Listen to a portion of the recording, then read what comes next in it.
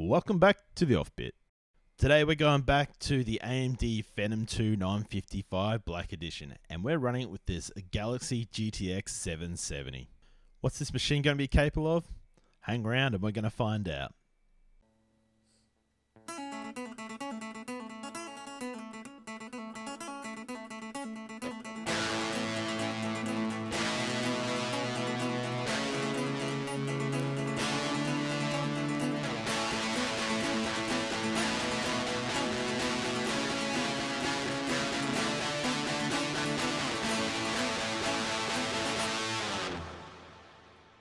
We've returned back with the Phenom II 955 Black Edition. This CPU was released in two variants, one in April 2009, the other in December 2009. It is a quad-core CPU.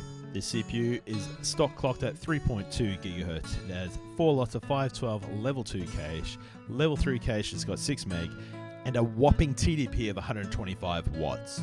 Now this CPU being the Black Edition means it's got unlock multipliers. But for now we're running at the stock at 16 times. The GTX 770 we're using today is from Galaxy.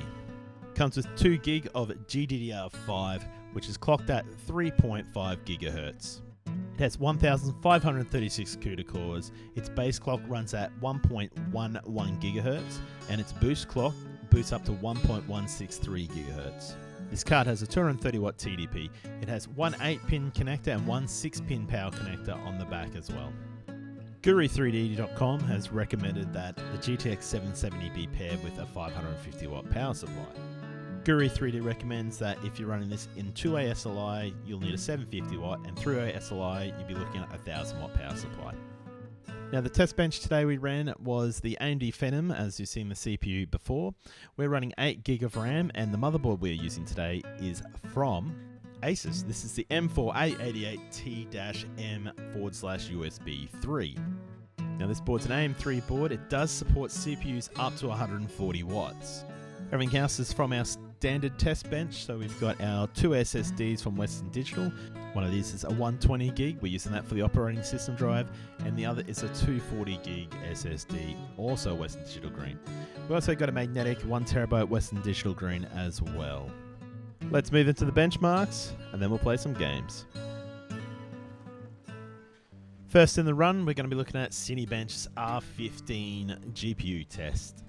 So the Phenom II Black Edition with the GTX 770 scored 57.02 frames per second.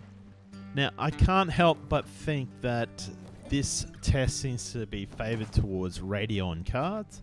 As you can see, the HD 5770 scored 57 frames per second. We've also got a HD 5850 paired with an i5 760 with 60.8 frames per second. Unigine Heaven showed much the opposite by smashing it out of the park. Compared to all the other cards, we got 1300 points. And so it should. It is actually a lot better card than most of those cards on that list. Comparing it to the HD 5770 on the same chip, scoring 350 points, it is a lot faster. So there's a significant improvement there. Moving on to a 3D Mark's Firestrike. Now this is the benchmark I generally trust for my GPU testing.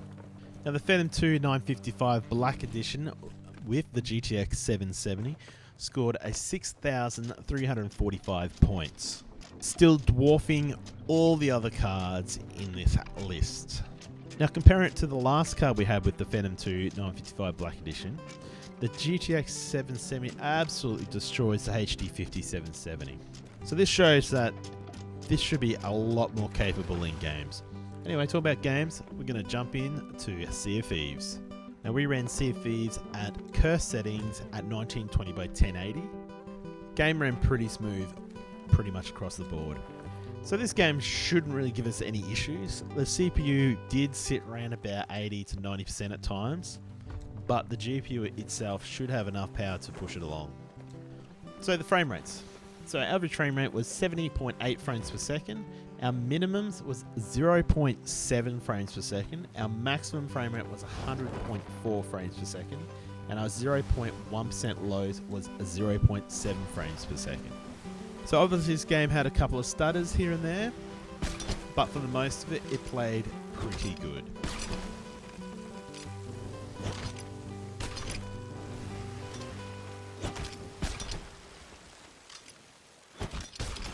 Next game we moved on to was Insurgency Sandstorm.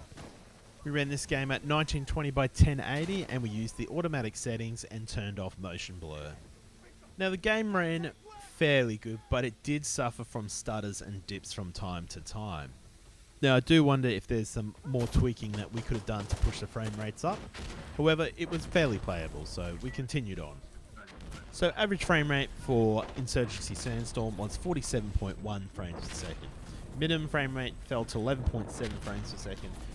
Maximum frame rates was 71.7 frames per second, and the 0.1% lows was 4.6 frames per second, which would have been some of that stuttering we were seeing, and also that leaked into the minimum frame rates as well. Overwatch played okay. We ran pretty much high settings at 1920 by 1080. Our average frame rate for Overwatch was 58.2 frames per second.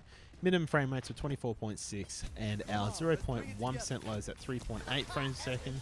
We did hit maximum frame rates at 70.8 frames per second.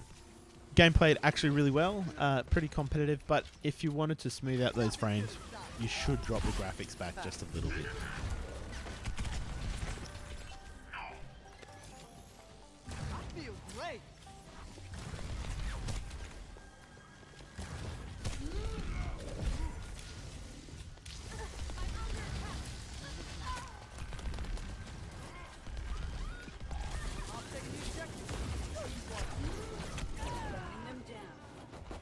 Okay, next up, Valorant.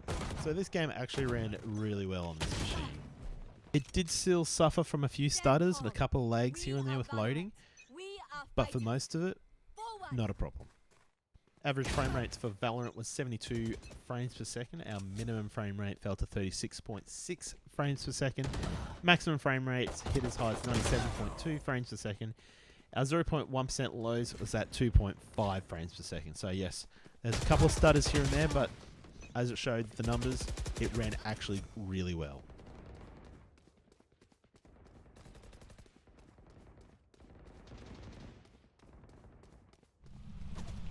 Moving into a brand new title for this year, Phasmophobia.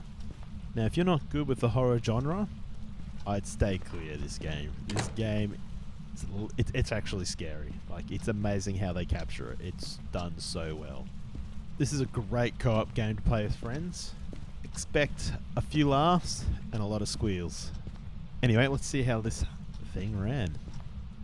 So in Phasmophobia, the GTX 770 with the Phenom II 955 gave us an average frame rate of 98 frames per second. Minimum frame rate was 39.9 frames per second. Maximum frame rate was 185.3 frames per second. Our 0.1% lows hit 8 frames per second. So this game did not struggle to run on this PC. It was fantastic. Now I did notice that the CPU did hit pretty high numbers across all the cores at times. So something to be wary. Maybe some of the bigger maps it might have more struggles. But on the houses, or this particular house, it ran perfectly fine.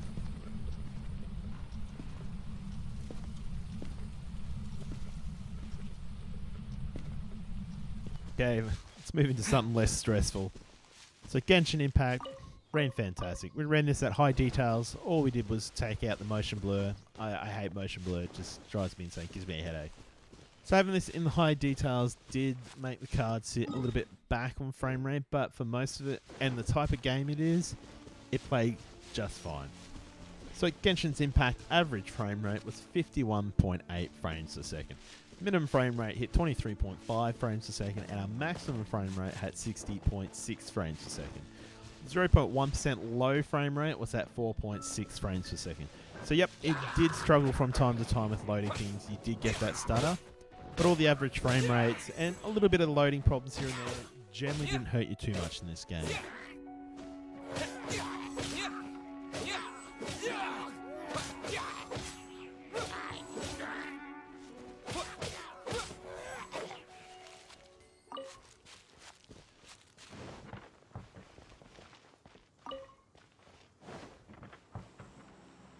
Final game today we played was PUBG. PUBG settings were set to low with a rendering quality of 90%. The resolution we ran was 1920 by 1080. Now the game ran fairly good across the board. However, it did struggle at times with a couple of lags of loading things. But for most of it, it ran pretty good. So maybe pulling some of that graphic detail on that rendering quality may smooth that out. But it ran alright. I don't think you'd be too worried about it. Average frame rate for this game was 51.3 frames per second. Our minimum frame rate hit 14.3 frames per second, and the maximum frame rate hit 87.9 frames per second.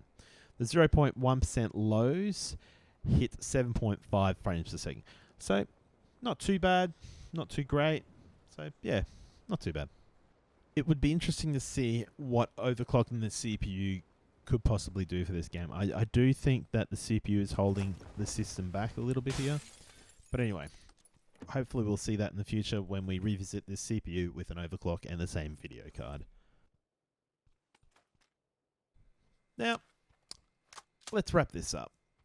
The GTX 770 I still think is a very good card if you're playing 1920 by 1080 games. Anything higher than that, 2K, 4K, forget it. At times it does struggle even with 1920 by 1080 games, but I think that's going to be more in this instance to do with the CPU and just the system in general. So I don't know if I'd try and put a more powerful card than a GTX 770 with an AMD Phenom II. I guess it's worth checking out what an overclock can do, but if I couldn't overclock, I would probably leave it at the GTX 770 for this machine. Now I still do find the AMD Phenom II still able to run things, especially the 955 Black Edition. However, it is a very power-hungry CPU.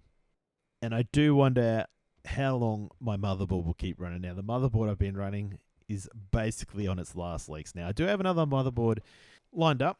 However, we'll just have to see. And probably the overclock video, we may actually use that. Anyway, that's about all we have time for today for the OFFbit. Now, if you've enjoyed this video, please hit that like. If you want to see more of this content and you haven't subscribed yet, please subscribe. I'd love to have you part of our community. And always feel free to leave a comment. I do read them. I do try to help you guys. And look, there's a lot of other knowledgeable people who are on this channel and they have great answers too. Hey, we've started a Twitter account too, by the way. So if you want to catch up on things that we are doing and what's in the pipeline for down the track, come check us out at Twitter. The link will be down in the description. Alright, well that's it for another week for the OFFbit. We'll catch you next time on the OFFbit.